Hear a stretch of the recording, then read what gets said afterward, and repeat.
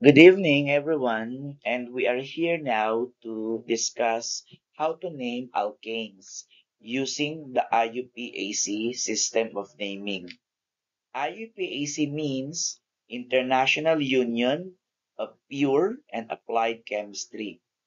In this system, there are certain set of rules that must be followed in order to name a hydrocarbon systematically. And the rules are as follows. Okay, now to begin with, number one will be determining the longest continuous carbon chain. There's no specific rule in determining the longest, where to begin with, rather. There's no specific rule where to begin with. You can start from left to right, or right to left, or top to bottom, or bottom to top. Again, there's no specific rule where to begin as long as you can find the longest continuous carbon chain. After determining the longest continuous carbon chain, that will serve now as your parent chain. And your parent chain must end in the suffix "ane" because we are naming alkane. You will see more of this later. Now, after doing the enclosure, all other parts which were not included in the enclosure will serve as branch or branches or substituents. We call it as a branch if the unenclosed part of the molecule is still a hydrocarbon.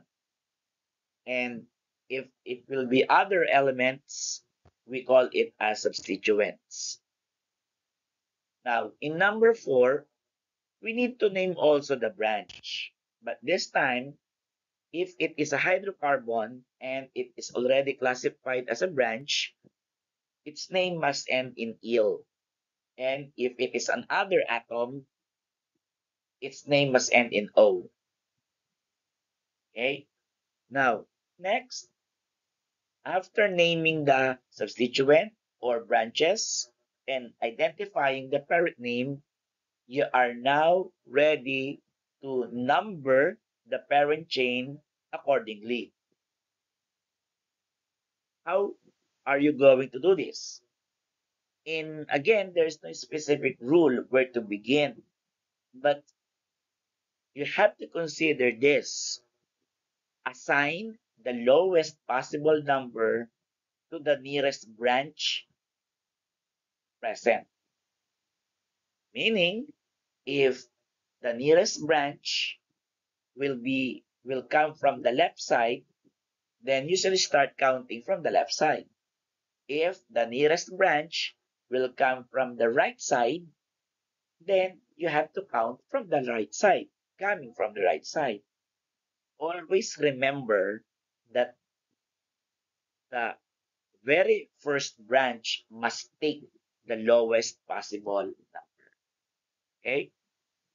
Now, if same number will go to two separate branches, consider which will go first when the names of the branches were arranged according to alphabetical order. Assign the lowest number to the one which will go first when arranged in alphabetical order. We are now ready to name. Okay, so in doing the naming of compounds, remember the following. The locants must be separated by comma. The locants and words must be separated by dash. And the last branch name and parent chain must be written with no space in between. Now, before we discuss the examples, I want you to be familiar with the following prefixes. Use the first set of prefixes for carbon when counting the number of carbons. If in the parent chain or in the branch, you have one carbon and then use meth. Two carbons, use eth. Three carbons, use prop. 4 carbons, use but, and so on and so forth. Now, use the second set of prefixes when counting the number of similar branches. Okay? So, if there will be one branch, use mono. But sometimes, if it is mono, we do not write it anymore. If you have 2 similar branches, use di. 3 similar branches, use tri. 4 similar branches, use tetra. So on and so forth. Okay? So let's discuss the following examples. In the first example, it is an open chain unbranched hydrocarbon. In this example, you see 4 carbons. So since there are 4 carbons, we will use the prefix but.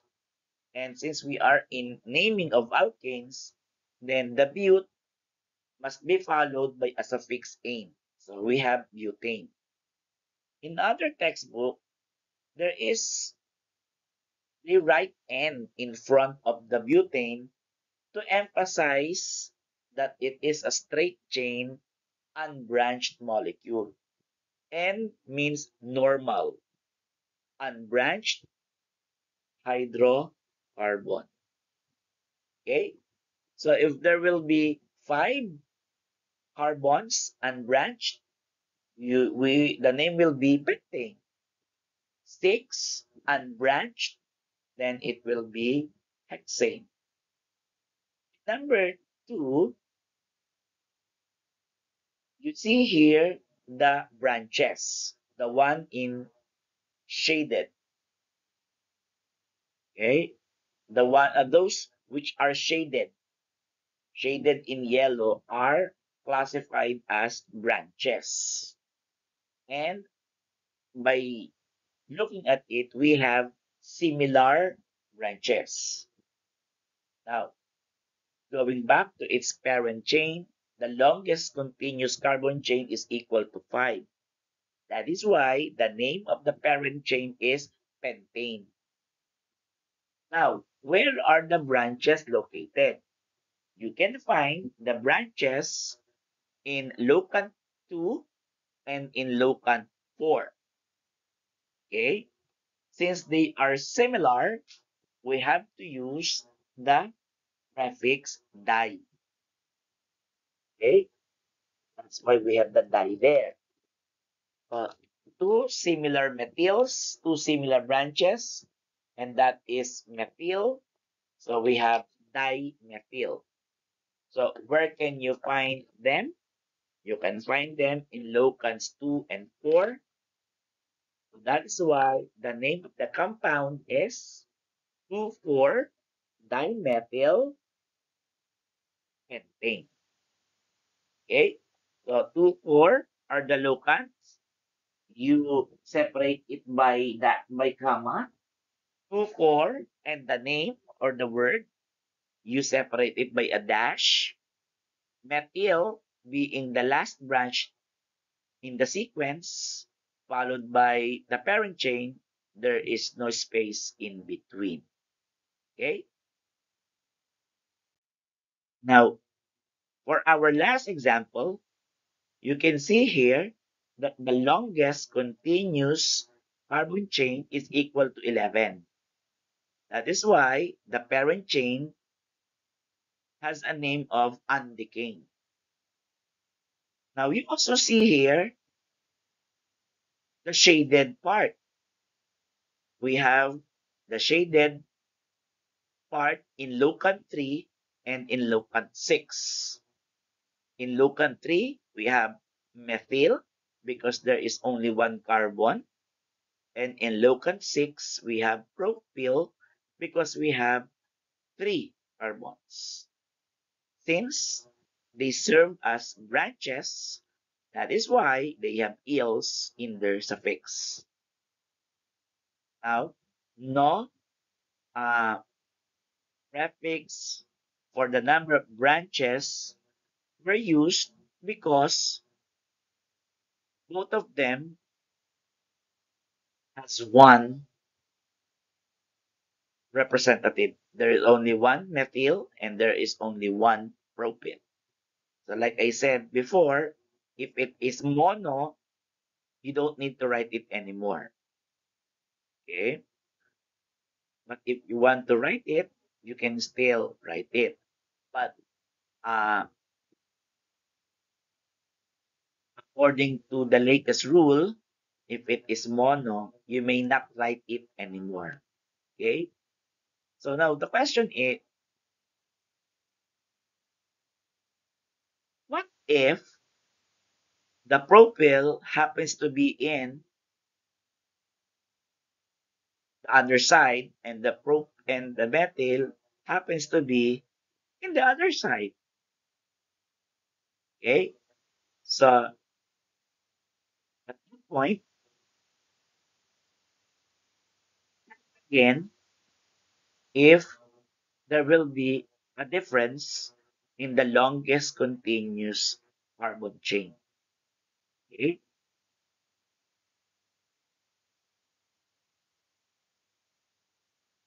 Mhm.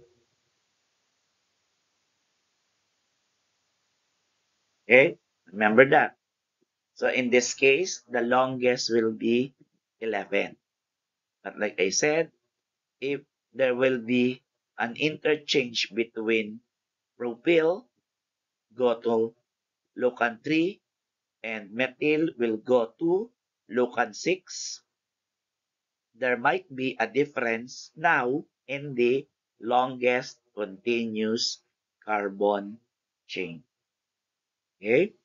So that is why the name of this compound is 3-methyl 6-propyl undecayed. So the in naming alkanes, it will always be based on how you were able to determine the longest continuous carbon chain.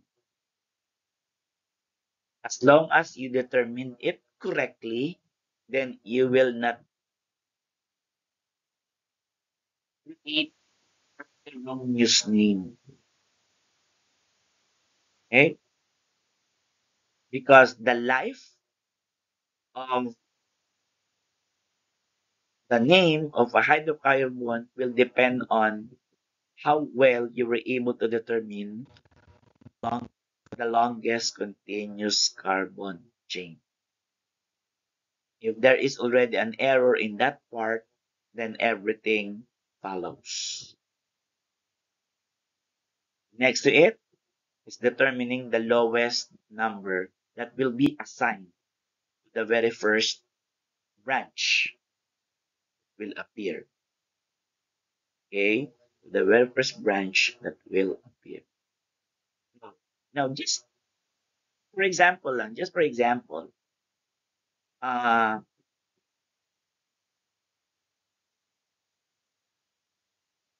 in the propyl side, it's not propyl, it's ethyl, for example.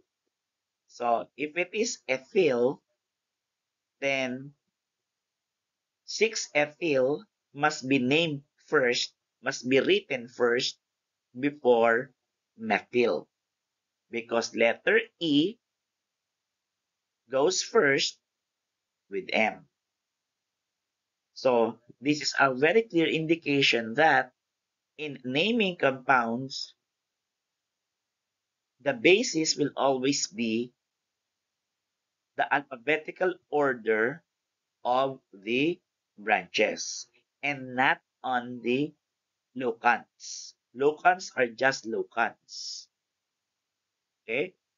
So in naming, always focus your attention in the alphabetical order of the name of the branches. Alphabetical order is based on its name and not on the letter of the prefix.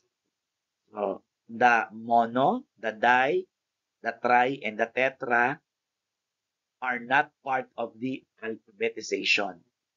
Only the names of the substituent. Methyl, ethyl, propyl, and so on and so forth.